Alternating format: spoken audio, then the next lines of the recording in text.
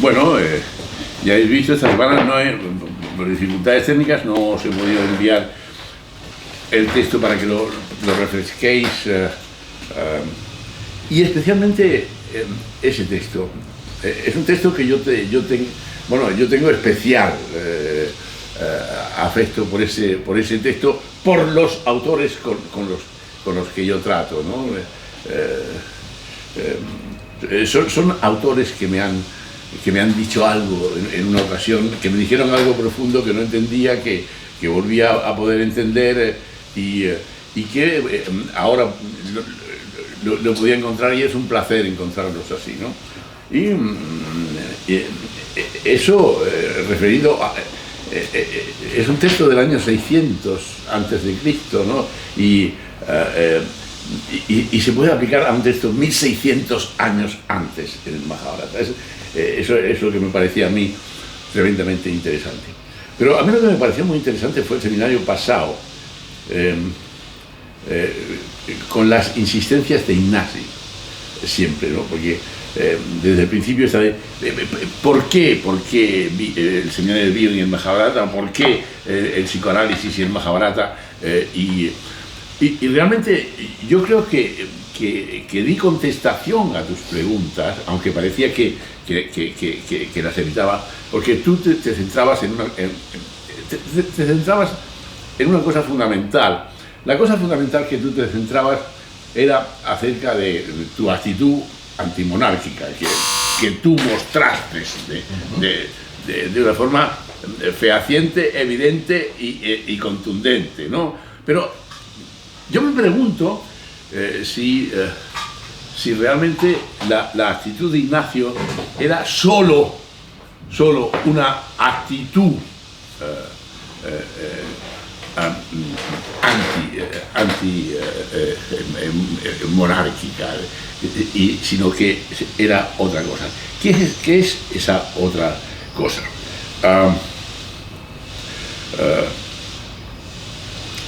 Porque tú me decías, oye, tú con esto de Canica, que lo pones como si fuera una cosa excepcional, digamos, esa es la regla de las reglas. Los reyes se comportan de esa forma tiránica prácticamente siempre. O sea que eso es, lo de Canica es cátedra, pero cátedra de verdad, ¿no? O sea, en fin, yo te dije la maldad, bueno,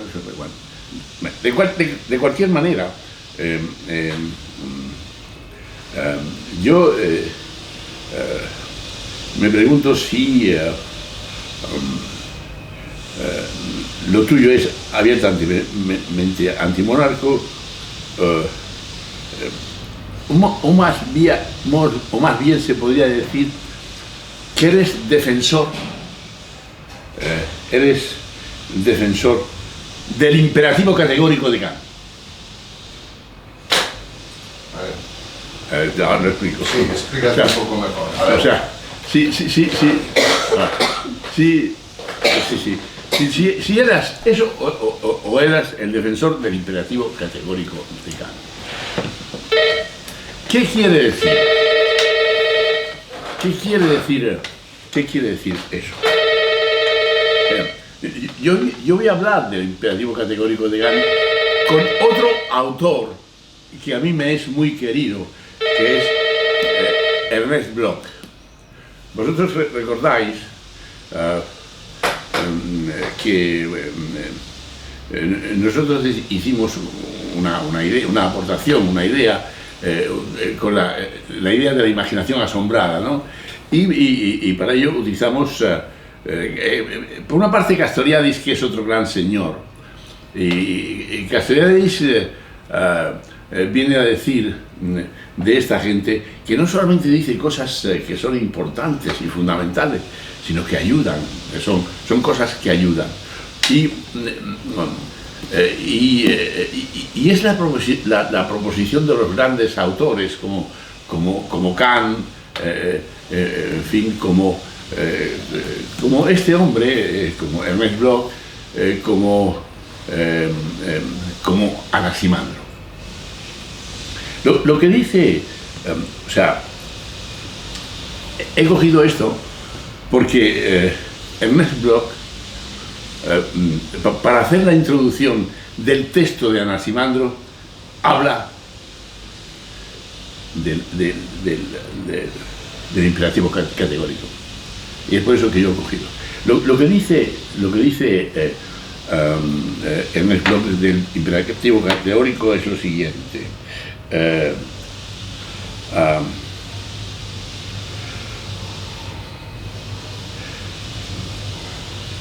Cuando dice Bloch,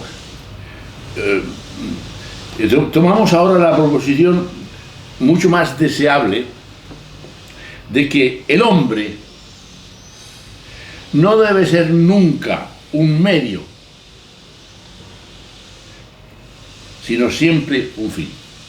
Ese es el concepto general de Kant, ¿no? El hombre no puede ser un medio, es un fin. Esto nos lo ha enseñado Kant, y que lo que nos dice con ello, en primer término, es solo una exigencia, es decir, prácticamente evidente, traducidos en términos individuales. Lo que quiere decir esta pretensión es: el hombre es suficientemente desventurado, pero la humanidad en su persona tiene que ser sagrada. No puede estar dicho mejor ni con más pocas palabras. ¿Cómo señala, por una parte, la desventura del hombre y por otra parte, el aspecto sagrado de ese hombre? Proyectado socialmente, la proposición reza, que ya lo sabéis y está dicho por todas partes: obra de tal manera que la máxima de tu voluntad pueda servir a la vez como principio de una legislación general, o lo que es lo mismo, que si se intenta pensar la máxima de este obrar como una ley general cumplida, no surja de ella ninguna contradicción. Es decir, cuando hay una ley no hay ninguna contradicción. Daros cuenta que cerca está todo esto de la justicia de Anaximandro. ¿Lo veis? Está muy cerca, está muy próximo a nuestra realidad. Como he sabido, esto es lo que manda el imperativo categórico, como supuesta ley autónoma, interna, de la pura razón práctica, a priori. Y él añade aquí, y una vez más, mutas mutandi, hablando de Platón, la equiparación socrática entre el saber y la virtud, ante el saber, igual que ante el saber y la virtud, o ante esta situación que estamos viendo ahora, aparece la perplejidad, la repulsa y la admiración. Esto es lo que incluye la perplejidad, la repulsa y la admiración.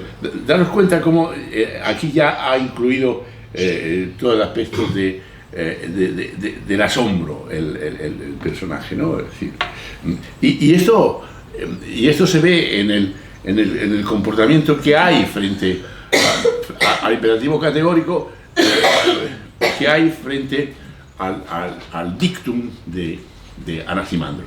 ¿Estamos? ¿Me sigue? En la proposición kantiana, lo primero que nos salta a la vista como extraño es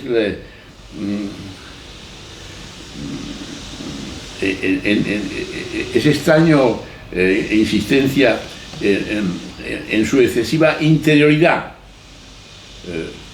en su frío formalismo, en su exigencia. Jean Paul dijo que Kant significa en sí, porque él tiene una definición debajo de las estrellas, ¿recordáis? Que es de Kant, y Jean-Paul dice que Kant representa en todo un sistema deslumbrante de estrellas fijas. Es decir, lo que está diciendo es que este presupuesto kantiano o este presupuesto de Anaximandro también se asemeja a la luz, se asemeja a las estrellas, se asemeja a algo que ilumina por el tiempo o fuera del tiempo, que esa es la gran significación de los grandes pensadores que están ahí, que no solo dijeron cosas de su tiempo, sino que cogieron cosas que pueden ser asimiladas todo el tiempo. O sea, y las 32 palabras de Anaximandro las podemos utilizar una y otra vez, en un contexto clínico una y otra vez, en una observación de bebés una y otra vez. O sea, en fin, ayer trabajaba con unas chicas jóvenes que tengo en una observación y utilizamos todo el elemento del hacer justicia, el hacer justicia a las cosas, ¿no? Recordáis que yo di el ejemplo de la injusticia que se cometió porque era nada menos que la última observación de bebés después de todo un año. Y llega el observador y dice la niña se la llevó el papá. ¡Qué injusticia!, ¿no? ¡Qué injusticia para la niña! ¡Qué injusticia para el padre! ¡Qué injusticia para la familia, para la madre! ¡Qué injusticia para el observador! Y todo el trastorno que se postergó después. Y luego cómo se hace justicia. Yo os invito, cuando yo os he mandado para que reflexionáis sobre esta situación, era para que vosotros hagáis una aplicación práctica de la injusticia con vuestros pacientes, de las injusticias con vosotros, etcétera, etcétera, porque es tremendamente clínica, tremendamente...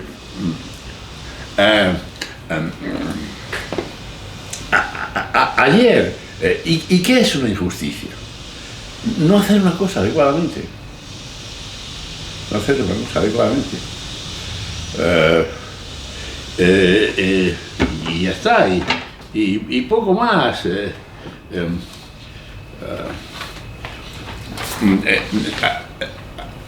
Aquí tengo la observación de ayer de una chica que alguien la conoce mucho aquí.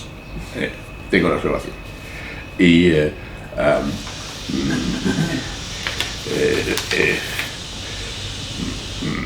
hicimos la observación y solo pudimos leer la primera página. Nos queda todo el resto de la observación.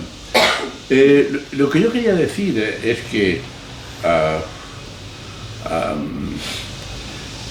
¿qué es la injusticia? Que las cosas no estén como están, ¿no? Como deben estar, ¿no? O sea, en primer lugar, la primera cosa que yo pregunté, yo dije, ¿qué es lo que pasó en el final de la última observación? ¿Qué pasó en la última observación? Y se me dice, que el bebé estaba en los brazos de la abuela y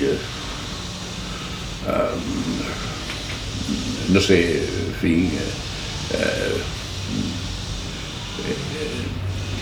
¿qué puede significar eso? Y yo me pregunté, yo quisiera saber qué sentido tiene esa despedida, que normalmente la madre siempre se nos ofrece con el niño en brazos, pero en este momento la madre no está con brazos. Yo quiero saber qué es lo que pasa en esta siguiente observación. En esta siguiente observación ocurrió una pequeña desgracia, ocurrió una pequeña injusticia. El observador, por razones de trabajo, tiene que cambiar el día de observación. Es una tragedia, es una tragedia, es una injusticia. O sea, el hecho de que eso se produzca ya produce una alteración, produce una...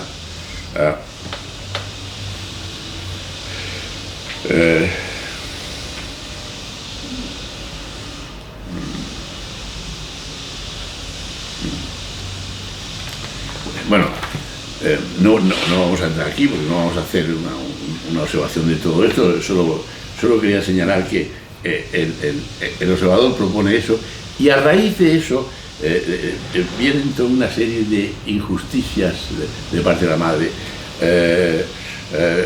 La madre llama al día siguiente diciendo oye, tenías que venir hoy, pero puedes venir por la tarde, o sea, ya, porque es que se va a quedar mi madre con la niña y tal, en fin, y tal.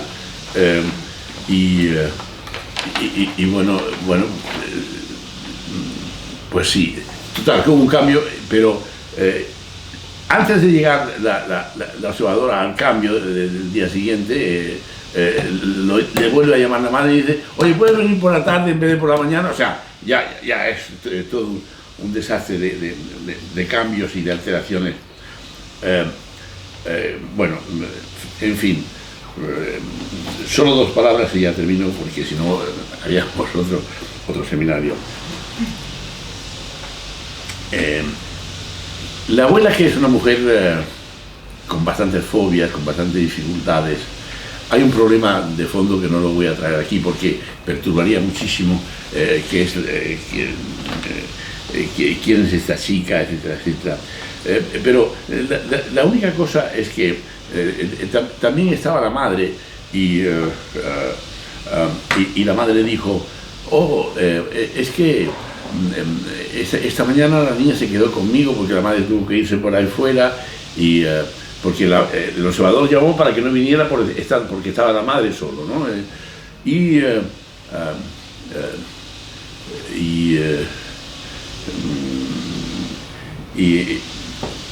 resulta que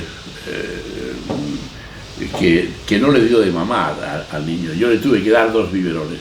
O sea, después de toda esta alteración, la injusticia es que se ha incluido ya el destete, el bebé tiene 19 semanas, la madre empezó a trabajar, pero todo eso no ha podido ser informado en la observación, no ha podido ser digerido, no se ha cometido justicia con las cosas, se ha desorganizado la situación. Eso es lo que yo quería. El hecho de aplicar la justicia, o lo bien hecho, o lo bien ordenado, eso permite hacer un trabajo mucho mejor, tanto en la observación de bebés, en esta como en la otra observación que estábamos viendo, como en cualquier otra situación. La otra cuestión es la cuestión del asombro. Es decir, ¿cómo se pueden solucionar todas esas cuestiones? Solo con la imaginación asombrada.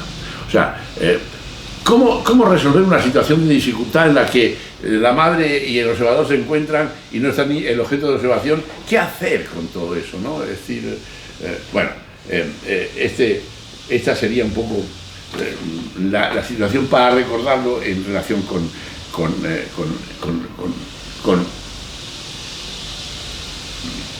lo que estamos hablando. Pero lo que yo estoy hablando hoy, estoy hablando del imperativo categórico, estoy hablando del texto de Anaximandro, pero estoy incluyendo una idea que es la idea del asombro, que es otro elemento que era importante en nuestro trabajo y que nosotros hemos hablado de la imaginación asombrada.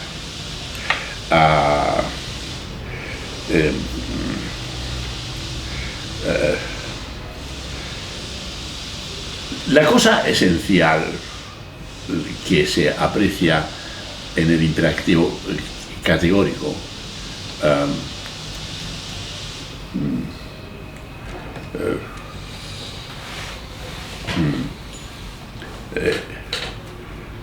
Lo que se encuentra en la ética kantiana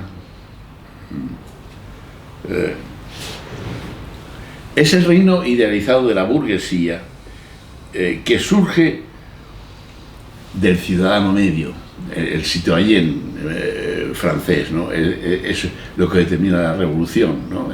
El ciudadano medio. Y dice aquí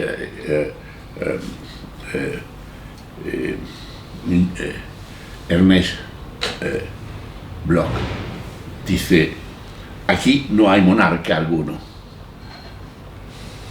sino la igualdad formal de todos ante la ley frente a los privilegios de los señores y tal. O sea que tenía bastante que ver con tu intervención de antimonárquico, pero que es mucho más a favor de el imperativo categórico, que lo que hay en la interioridad del imperativo categórico es la humanidad del ser humano, lo humano del ser humano. Y esas son las estrellas brillantes que dice este personaje de Kant, que son esas estrellas brillantes. Para terminar, quería hacer otras referencias, porque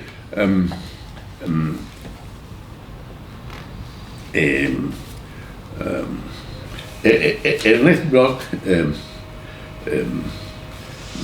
hace toda una larga disquisición para introducir el texto del fragmento de Anaximandro. Y dice: según las propias palabras inequívocas de Kant, el imperativo categórico se hace imposible en una sociedad cuyos soberanos tratan a los hombres, soberanos, los reyes, en parte animalmente, como instrumentos de sus intenciones, y en parte enfrentándolos en sus disputas para hacerlos matar. Se hace no menos imposible en el mundo capitalista que iba, bueno, en fin, total. Y entonces él introduce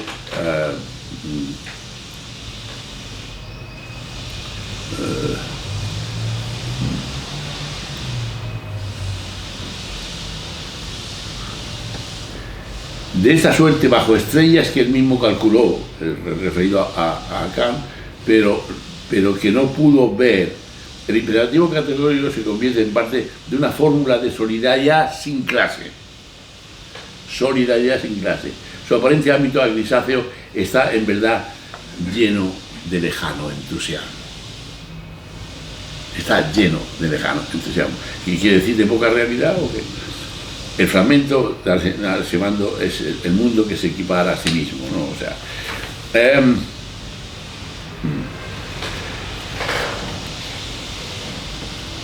bien significativo, entonces él dice, bien significativo es que exactamente la primera frase que se nos ha conservado de uno de los primeros pensadores europeos contenga el asombro doloroso de lo dispar y enseguida su concordia. Me refiero al fragmento de Anaximandro, tan susceptible y necesitado como pocos posteriores en lo que se refiere a su oscuridad y a su hogar buscado. O sea, por una parte tiene oscuridad, pero por otra parte busca un hogar buscado.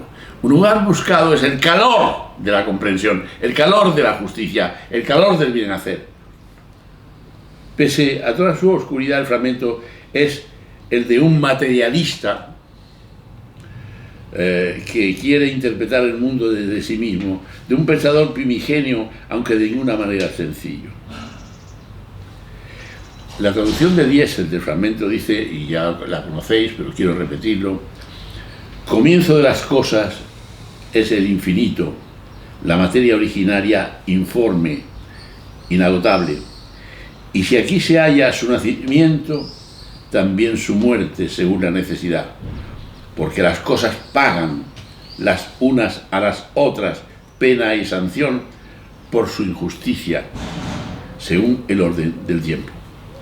El problema de este fragmento, aclara él, es evidentemente, por un lado, la multiplicidad de las cosas singulares, del ente en plural, y también el perecimiento según la necesidad. Quizá también, es decir, lo muy inevidente de la perecibilidad. También la del hombre. Este es el tema fundamental, la perecibilidad de todos. Bion, un hombre fantástico, pereció. Klein pereció, Freud pereció, Vic, nuestros amigos, en fin, Mercer, Rosenfeld, todos parecían inmortales. Pero lo que es importante es, en este principio de Anaximandro está la idea de la es muy difícil de entrar en la palabra, es muy difícil decirla, es muy difícil aceptarla. Perecibilidad, también la del hombre.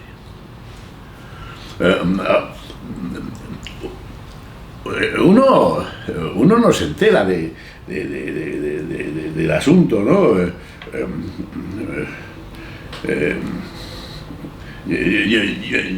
Yo no me podía morir hoy porque tenía que hacer ese seminario, ¿no? Pero si me muero, ¿qué carajo importa eso? Pues otro cogerá, alguien cogerá esa mi perecibilidad pero hay que aceptar las cosas tal como son. Es importante cuando vives hacer las cosas tal como se propone en el imperativo categórico, pero eso es la vida. Pero lo que es interesante de este principio es que todos tenemos que perecer. Lo dijo Anaximandro.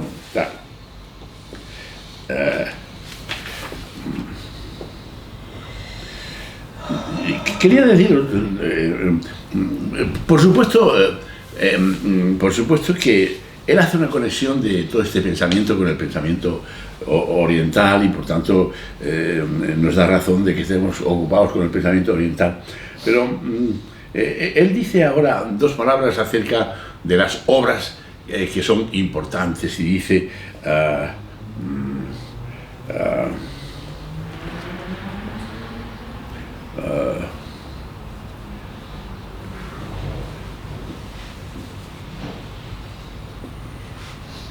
esto nos lleva en Anaximandro, como se ha dicho,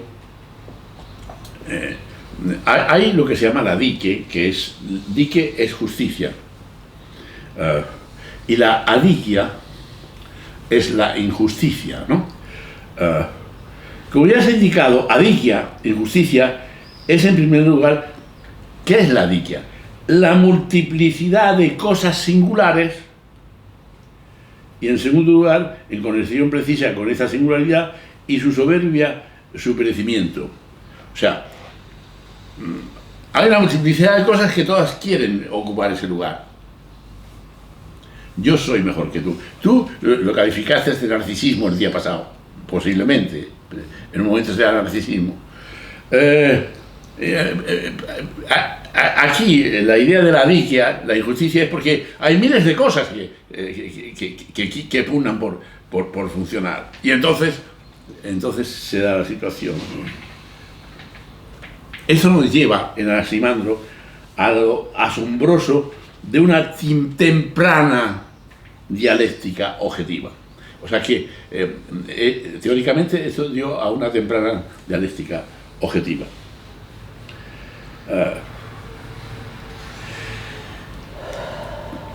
Pero él, antes de seguir adelante, él quiere aclarar algo acerca de estos grandes pensadores.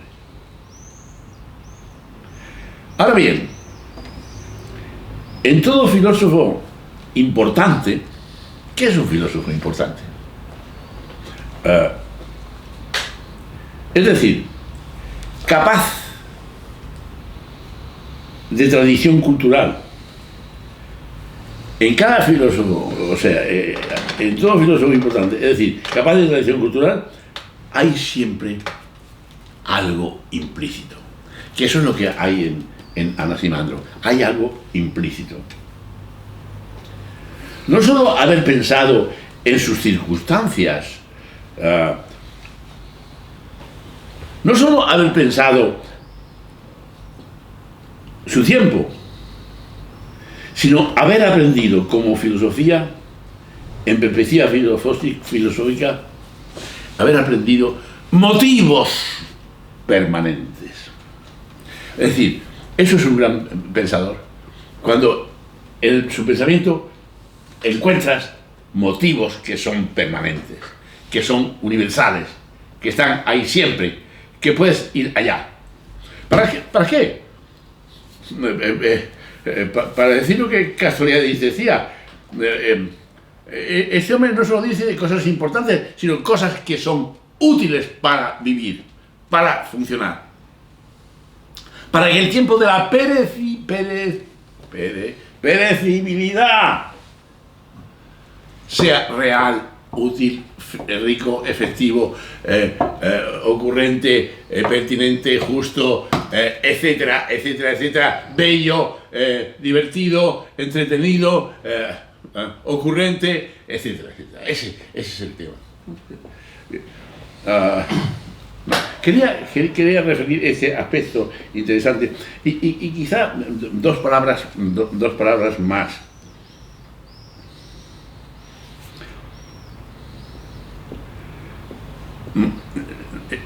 Habéis visto motivos permanentes que están en el tiempo. En otro caso, todos los grandes pensadores, todo lo que ha sido creado grande, no sería más que sueño del pasado, inútil de despertar, o mejor dicho, soñadores que duermen de por sí para aumentar su única embriaguez, la embriaguez de la derrota. Y este es un tema interesante, cómo muchos pensadores gastan su vida en la embriaguez de la derrota. Muchos son borrachos de verdad, se embriagan de verdad, y otros se embriagan con sus ideas. ¿En qué medida esas ideas no son para embriagar, sino para establecer claro? Aquí él plantea otra discriminación importante para esclarecer cuando una idea es portadora de esa verdad y no solo es embriaguez. Aquí está lo que decíamos el día pasado en relación con todo este pensamiento que se iniciaba como Anaximandro, que no era solo un pensamiento, no era solo un pensamiento para, en fin, tapar las cosas, sino para llevarlas adelante. Esta es la cosa fundamental. ¿Para qué? Para hacerlas útiles. ¿Para qué? Para hacerlas vital. O sea, y aquí hay una conexión entre teoría y práctica. O sea, ¿cómo articular la teoría y la práctica? O sea, ese es el tema permanente, ¿no? Es decir, y cómo para poder revitalizarla y yo poder utilizar con esa franqueza o con esa facilidad, se ha cometido injusticia, hay una injusticia en esta observación, esto es, en fin, etcétera, etcétera. Para terminar esto, dice, en otro caso, todos los grandes pensadores, todo lo que ha sido creado grande, no sería más que un sueño del pasado, inútiles de despertar, o mejor dicho, soñadores que duermen de por sí para aumentar su única embriaguez, la embriaguez de la derrota. Lo pone en francés, de fetististe, o sea, de desecho, ¿no? O sea, es la embriaguez de la derrota. Y ese es el funcionamiento de muchos intelectuales, que creen que están pensando y no se está pensando. En lugar de citar a los filósofos del pasado como algo no fenecido, es decir, como algo exigente y que actúa todavía en el futuro, mentalmente y de modo continuo, este también es el caso.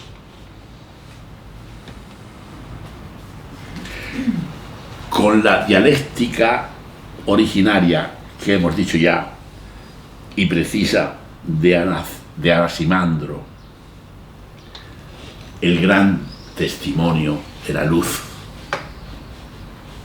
aducible y que de modo asombroso supo concentrarse sobre la adiquia.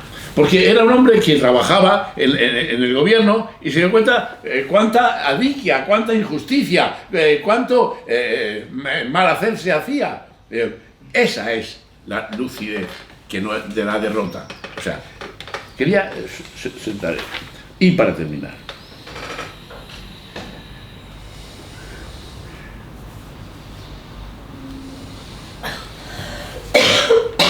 por la perspectiva de Anaximandro, en una Perión, no precisaba por eso de la falsa atmósfera patriarcal del helenismo tardío, el carácter de lo divino que él mismo da a su materia primigenia, el carácter de lo divino que él da a su primigenia, como lo infinito. Daos cuenta de lo que dice aquí, reposa directamente sobre la mística oriental. O sea, no es que nosotros estamos aclarando con Anaximandro la mística oriental, sino que eso está reposado en la mística oriental. O sea, para contestar tu pregunta respecto el porqué del Mahabharata, el porqué, porque eso está en la mística oriental. Y dos palabras más solo, debiendo tenerse en cuenta que en Anaximandro, recordad que ya lo habíamos dicho con mucha claridad, el materialismo, porque esa es otra de las cosas. A mí me seduce este materialista y Demócrito, otro materialista fantástico que tiene unos principios éticos fantásticos, que se le ocurre decir lo inicuo ni en soledad se te ocurra pensarlo. O sea, ni en soledad. Bueno, pues Anaximandro, el materialista, lo infinito no es nunca lo infinito de un Dios o de un nirvana, sino siempre lo infinito de una materia primigenia, de un algo indeterminado, que es la perfección de los hechos que señala Levinas y que os he mostrado una y otra vez. La perfección. Y por eso es aquí tan certera esta idea de tal. El primer fragmento conservado de la filosofía europea, termina diciendo nuestro amigo Ernest Bloch, lo señalo porque su libro se llama El principio, esperanza. Son 3 tomos y el principio, esperanza, es su idea, ¿no? Quiere decir, lo que hemos dicho, lo que hemos trabajado hoy de Anaximandro, ¿cuál es el principio? Es un principio de esperanza, es un principio de, si queréis, de humanidad, es un principio de vida, es un principio, etcétera, etcétera. Termino. El primer fragmento conservado de la filosofía europea contiene, sin embargo, múltiples perspectivas posteriores, incluso últimas, y ello de una manera extraordinariamente prematura, hasta la recolección y la paz. El fragmento se haya cargado de soledad y lúcidos pensamientos. En un primer concepto de la materia como potencialidad, nos muestra a la vez la primera imagen filosófica desiderativa y volitiva de identidad frente a la alteridad de los hombres respecto al mundo y del mundo respecto a los hombres. Y ahí termina un poco la descripción, o la bella descripción de Anaximandro por parte de Ernest Bloch. Quería que, aunque el día pasado habíamos dedicado mucho tiempo a Anaximandro, me parecía que era un personaje que merecía un segundo reencuentro y aclaración, porque incluía incluso este concepto nuestro de imaginación asombrada, que es tan necesario evocarlo permanentemente en nuestro trabajo para salir de las penurias reales. Bueno, dicho esto, entonces vamos al tema de hoy. El tema de hoy es el tema de la quema de la casa de cera, ¿no? Creada y el comportamiento que vimos tan especial de parte de cada uno de los personajes, cómo cada uno se retrataba, cómo cada uno se expresaba, cómo cada uno era muy especialmente dicho. La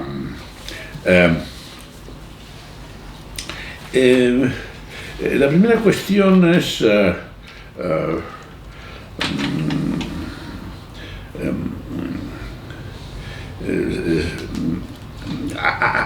hay una serie, como hay en la preparación de un evento de tal magnitud, hay una serie de ajetreos y de personas que van de un sitio para otro y fin de noticias, etcétera, etcétera.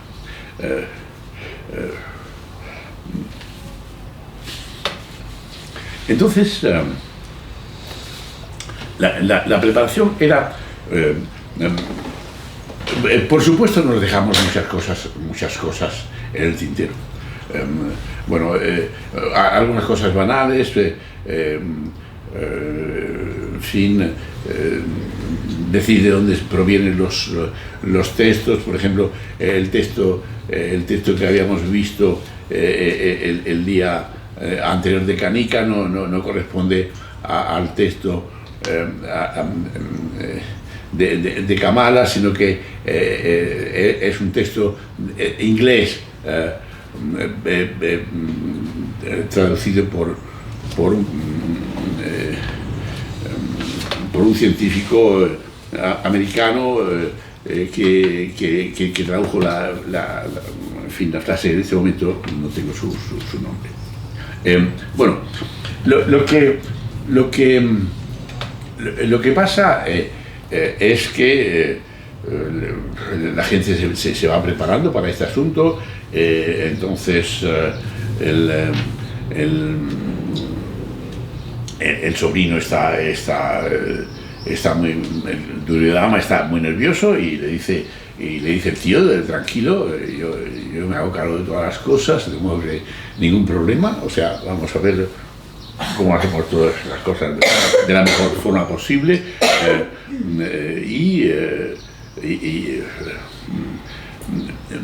Entonces el sobrino Duryodhana estaba impaciente. Dice, bueno, pero dejemos que vaya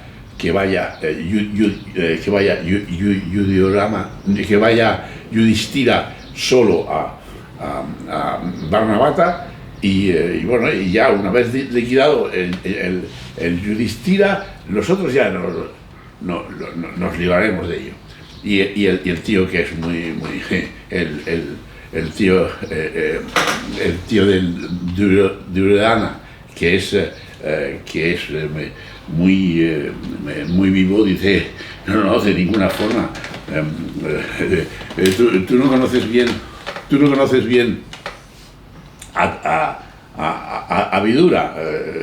Vidura se va a preguntar qué está pasando, le preguntará a Bhishma le irá a preguntar a tu padre preguntará que no sé qué, y esta cosa que está siendo llevada en secreto va a ser descubierta, de modo que no. Y entonces dice bueno, pero se lo pueden preguntar a mi madre Gandhari, ¿no?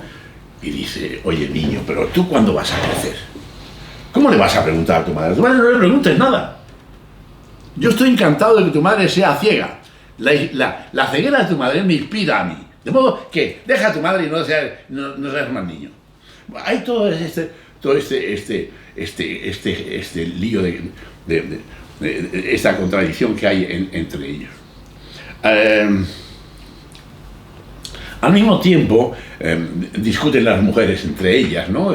La Gandhari discute con la Kunti trata de decir, en fin, mis hijos y tus hijos son aguas que vienen de los mismos manantiales, un día se encontrarán, todavía no se han encontrado, pero, en fin. Hay discusiones entre los hermanos, los Pandava, porque dicen, bueno, pero esta cosa de mandarnos a Varnavata, eso no está claro. ¿Qué es lo que hay detrás de todo eso? Hay uno que dice, no, hombre, en fin,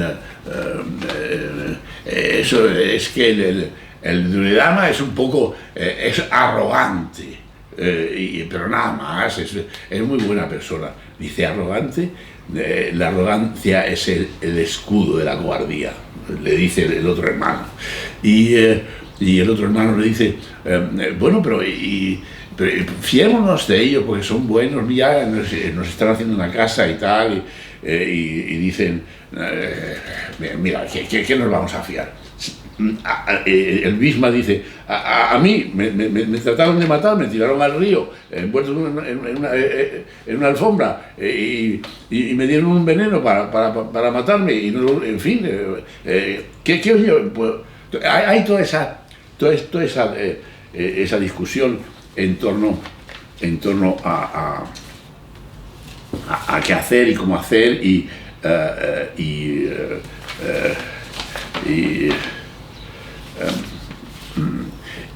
cómo llevar las cosas adelante, ¿no?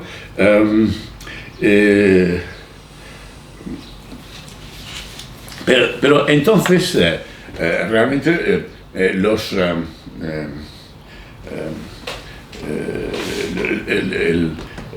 Yudhishthira va a ver al rey y le dice, bueno, mira, yo he pensado de irme a Varnavata, pero quisiera llevarme a toda mi familia.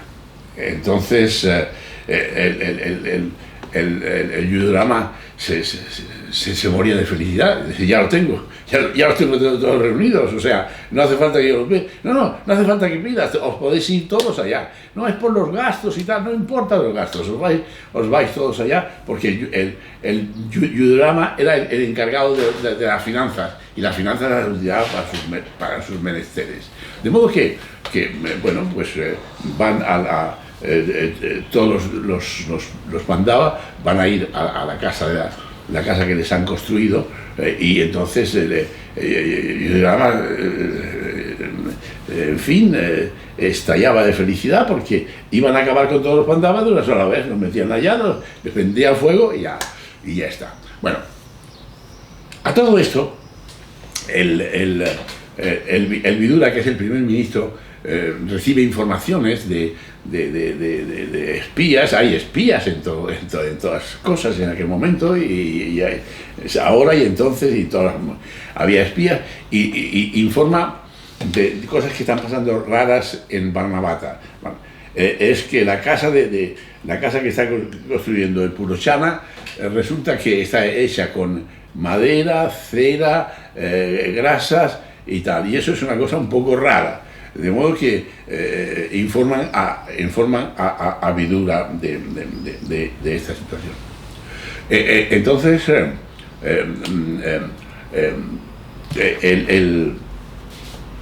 el Yudhirama ha ido a ver al rey, está viendo el rey, y entonces a su vez el Vidura va a casa del Yudhirama, pero no está porque está con el rey. Y entonces dice, ¿dónde está Yudhirama? Ah, está hablando con el rey. Ah, muy bien. Bueno, él llega y le dice, ¿dónde está el príncipe? Y la madre le dice, no le llames príncipe, le llames, es tu hijo, es como si fuera tu hijo. No, yo quiero llamarle príncipe o quisiera llamarle rey. Pero no, dile que yo vendré a verle. Total que vuelve y entonces los hermanos ven, ¿habéis visto que el Vidura estaba preocupado? El tío estaba preocupado por alguna cosa. ¿Qué es lo que está pasando, no? En fin, ¿qué es lo que sucede, no? Entonces, bueno, pues no sabemos. Y entonces vuelven el Yudhishthira a casa y dice, bueno, ya veremos. Pero la cosa es que al mismo tiempo los espías del otro lado le informan que el Vidura ha venido a casa del Yudhishthira. ¿Y qué ha ido a saber? Pues no sabemos qué ha ido a saber. Y finalmente todo se está preparando para salir a la casa de Cera y no se puede informar directamente a las personas, el tío no puede informar a las personas. Y entonces, como él es inteligente, entonces él llega pues, la noche anterior de la ida a la casa y se encuentra allí que está el Duryodhana y el tío, y el Shakuni presente. Entonces él dice,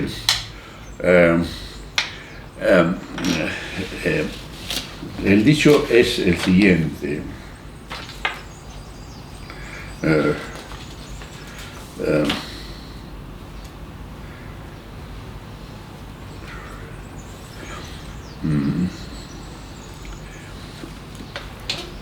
Como no puedo hablar directamente con los sobrinos y explicar las cosas, él dice, en esta estación, cuando las flores florecen, se ponen tan rojas que son un incendio. Es como si el campo estuviera ardiendo, ¿no? Como si hubiera incendio. Y yo quiero hacer una pregunta. Si hay un incendio en el bosque, ¿quién se salvaría? Y el Vidura, que es inteligente, le dirige la pregunta a Yudhirama y le dice, ¿quién se salvaría? Y Yudhirama dice, hay una broma que, como es el fuego le interesa a Bhima, porque como a Bhima le interesa la comida, pues el fuego y la comida, hacen la conexión entre el fuego y la comida, ¿no? Pues se salvaría Bhima con la comida. Deja de hacer bromas así crueles contra tu primo que come mucho y que tal, y que no sé qué y tal. Entonces, pero entonces el tío dice, pero nadie me ha dado una respuesta respecto a qué pasará. Esto lo hace además en un dialecto especial, no lo hace directamente, sino lo hace en un dialecto especial, para que lo entiendan pocas personas, ¿no? Pero lo captan los sobrinos y tal. Entonces, el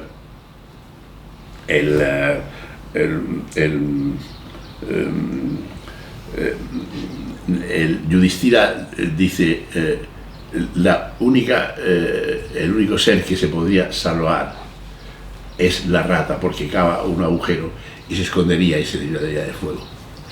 Y el Shakuni, que es muy inteligente, o sea, se dio cuenta de la inteligencia mientras que el Duryodhana dio una respuesta absurda y tonta y estúpida, no inteligente, el Yudhishthira, que es la inteligencia, da una respuesta inteligente y de acuerdo. Entonces, pues muy bien, pues me voy, el tío se iba porque están preparándose para el viaje, y nosotros, pero nosotros nos quedamos, el Vidura,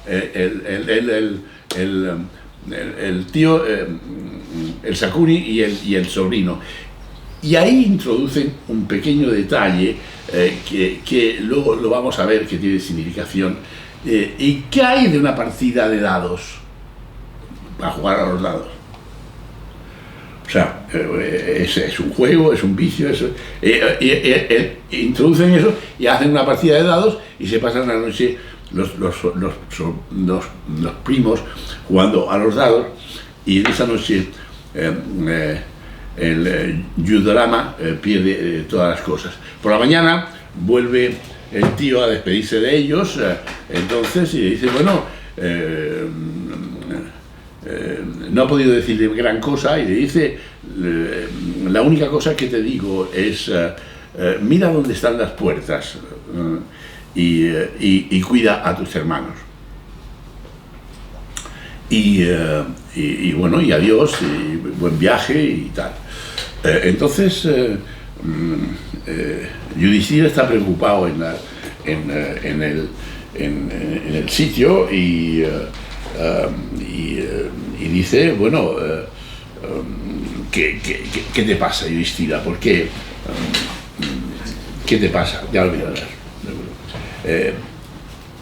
¿Qué te pasa? Y Yudhishthira, estoy pensando en las palabras del tío, porque el tío jamás utiliza ni una sola palabra inútilmente. Cada palabra que utiliza el tío tiene una precisión y tiene una razón de ser y tiene una razón de funcionar. De modo que él ha querido decirnos alguna cosa, de modo que hemos de estar alerta a esta situación y qué es lo que quiere decir. Entonces empieza toda la preocupación de los Pandavas. Dice, ¿has visto que alguna vez el tío diga algo sin sentido? Sin sentido, no. Él está particularmente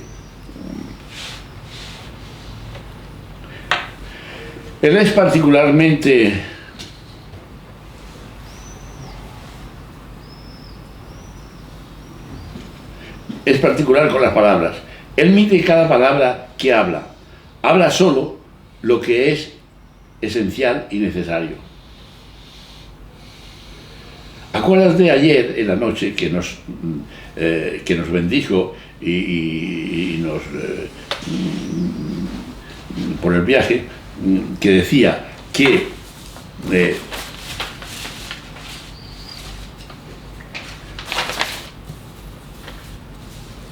sus palabras exactas fueron: esta es la estación en que las flores florecen cuando las flores florecen parecen que el campo está en fuego. Pero entonces él dijo, si algo, pero él dijo una precisión, donde se esconde tal. Si alguien nos lo hubiera dicho, no hubiéramos puesto atención. Creo que él nos estaba tratando de decir algo, nos estaba advirtiendo de que, con sus palabras, de un campo de fuego, y agregaba, ¿quién está seguro en el campo de fuego? Él hizo esta pregunta a Duryodhana y que contestó una tontería, pero después el Yudhishthira contestó bien y el tío estuvo de acuerdo que era una respuesta inteligente.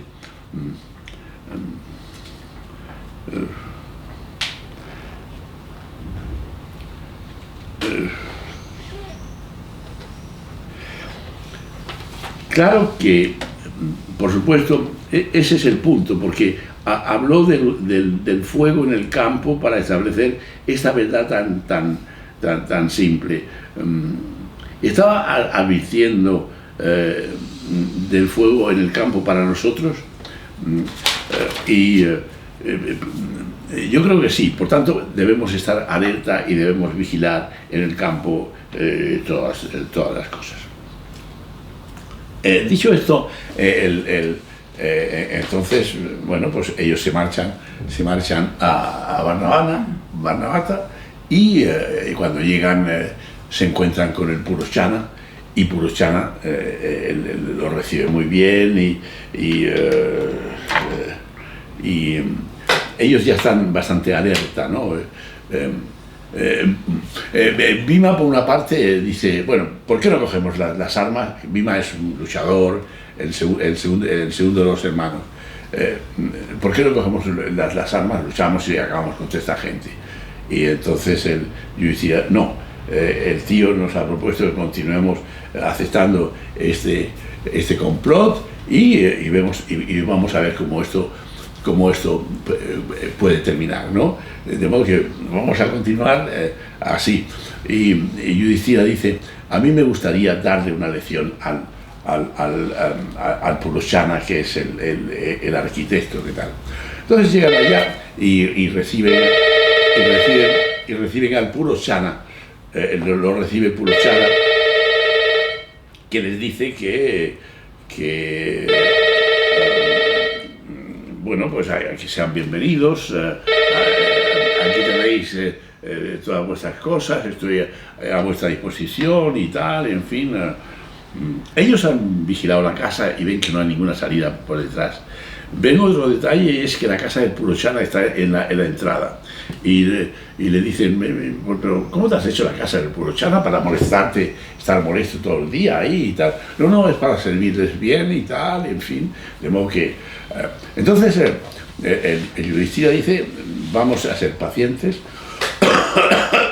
vamos a aceptar las cosas como si no supiéramos nada. Durante el día vamos a salir por el campo para saber, conocer los caminos y estas cosas cuando nos escapemos, y entonces ya veremos. Pero hay un problema, el problema es que no podemos escapar por ninguna parte. De modo que la única posibilidad es cavar un pozo dentro del castillo y que nos lleve a la orilla del río. ¿Y a quién se lo proponemos? Pues tiene que ser a un hombre de nuestra confianza. Y resulta que ellos están envueltos de espías de parte del Duryodhana, por tanto no pueden encontrarlo. Y Yudhishthira, que es siempre el tesón, la comprensión, la energía, la tranquilidad, el sosiego, dice, porque la que se preocupa es la madre, que es muy impulsiva y muy así, tan impulsiva que tuvo un hijo de soltera, que es Karna, ¿no? En fin, que ese es otro aspecto importante. Karna insiste hasta el último momento, esto es una cosa indigna, esto no lo podemos hacer, esto es una cobardía, iros hacia atrás y tal cual. Total,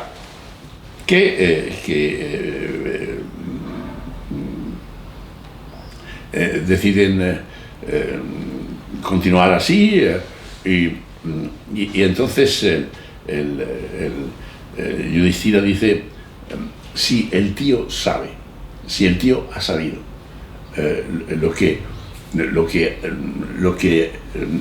que nosotros estamos siendo condenados a muerte, él va a buscar los medios pertinentes para salvar. Quiero mostraros esta actitud que frente al peligro, frente a la amenaza, él recupera el sosiego y el sentido común y utiliza bien el pensamiento, de la misma manera que lo utiliza bien su tío. O sea, él confía en el buen pensar del Vidura y confía en su buen pensar. Y entonces él dice, vamos a esperar. Y vamos a esperar y vamos a darle una lección. Y así lo hacen. Entonces, ellos están en la corte y entonces reciben una serie de señores que vienen con regalos de bienvenida, y uno de los que viene con un regalo viene con una con una jaula con una rata. ¿Una rata? Sí, aquí vengo con una rata. Entonces, los personajes que van a ver al príncipe les da una especie de consigna en el idioma con el cual él se expresó. Y entonces él le dice, la rata es el animal que con mayor ahínco puede hacer un agujero en la tierra. De modo que este es el minero que puedes confiar en él y que puedes pedirle directamente que haga el agujero. Y entonces, bueno, pues se lo dicen al minero, que era un hombre muy especial y que se dedicaba exclusivamente a su trabajo, porque había recibido la consigna de parte de Vidura de que la salvación de Hastinapura estaba en el túnel de la casa de cera. O sea que la libertad se conseguía, los hombres valientes no pierden nunca y conquistan la libertad incluso por debajo de la tierra, ¿no? O sea, la libertad se encuentra debajo de la tierra, dicen, ¿no? Efectivamente, el minero se pone a trabajar. En algún momento el hermano va a ver cómo va el trabajo y le dice, pero ¿qué hace usted aquí? Pues este no es el sitio para los príncipes y tal, yo estoy haciendo mi trabajo y tal. Y le dice, es Arjuna el que va a verlo, ¿no? Y le dice, oye, usted es muy antipático. Dice, mi función no es ser simpático, mi función es hacer bien el trabajo, déjeme hacer el trabajo. Y dice Arjuna, no, es que yo he venido porque resulta que ha habido una información. Hubo una información entre medio. La información era que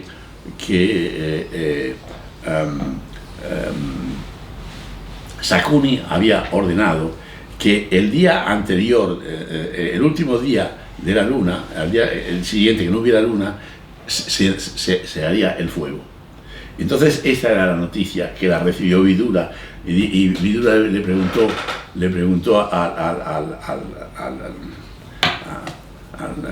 ¿cómo se llama?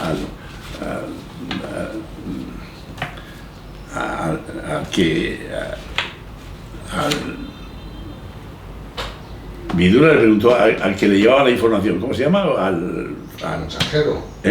Al mensajero. Al mensajero, que era un espía, al espía. Le pidió a la espía ¿quién se lo había dicho? Dice, por un ayudante del Purushana. O sea, quiere decir, entre ellos había estas cosas y le informaron. Entonces mandaron a una persona al castillo, a la casa de cera, a decirle a los niños que tenían que salir un día antes, justamente porque la casa iba a ser quemada el día este de tal. Y bueno, entonces reciben esa información y se preparan todas las cosas para tal situación y efectivamente se hace. Entonces,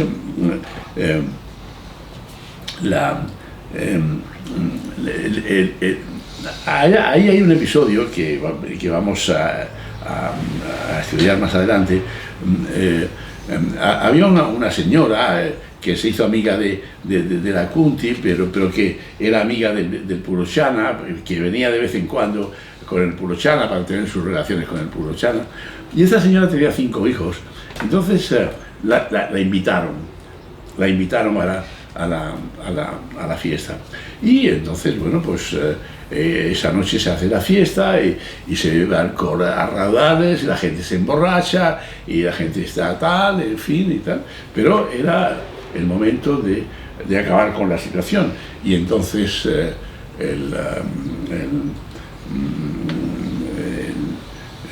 Yudhishthira da la orden de que se prenda fuego a todo. Entonces, previo a eso, el minero había llegado ya a la habitación a la habitación principal y habían puesto una alfombra y por allí ya tenían el agujero para irse hacia el río, ¿no? Y entonces pues por ahí se marchan todos los hermanos y el Bhima coge una antorcha, empieza a quemar todas las cosas, quema tal, y el primero que se ve que está metido en el fuego es el purochana, ¿no? En fin, el purochana se quema dentro de la tal, pero se queman también la mujer y sus 5 hijos. Que este es un aspecto, en fin, bastante dudoso, ¿no? Es decir, porque los panda aceptan cómo han ido todas las cosas, han llevado todas las cosas con sigilo y con cuidado y estando muy pendientes de hacer las cosas bien para que los otros crean que realmente están en la prisión y que van a morir todos en tal, y nadie sabe nada de que hay un escape por allá, de modo que bueno, pues van a morir. Entonces, dos palabras más, entonces la casa se quema y entonces todo el mundo dice que pobres Pandava que han muerto dentro de la casa, ¿no? O sea, y entonces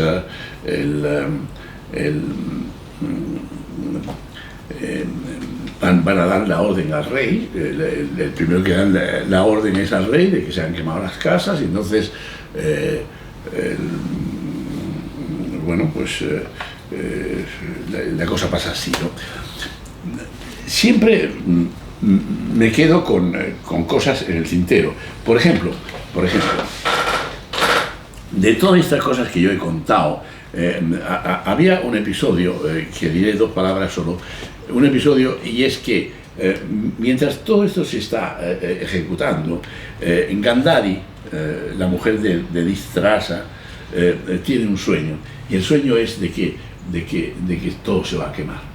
O sea, y entonces el Dhritarashtra dice: oh, pero no sufras, Gandhari, con tus lágrimas no vas a apagar el fuego, y además solo es un sueño. Dice: no, es un sueño terrible.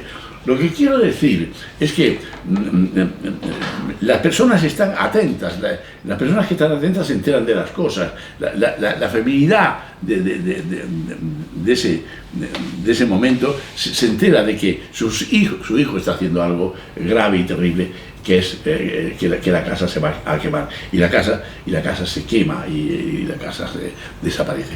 Después de eso, entonces, van a hacer las exequias de los